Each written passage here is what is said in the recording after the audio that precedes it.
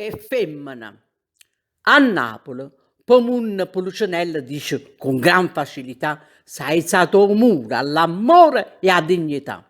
Oggi, a femmina in casa, nessuno più può fare. Sentenne ragionare, poi a tanta gioventù, si capisce perché e esce fuori la verità. O Senato, o Parlamento, fanno conferenze, riunioni, parlano tanta putiente e fanno poco, quasi niente.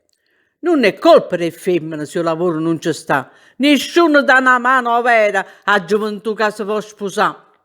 Oggi la famiglia è giuta un fun e non ci sta futuro per mun.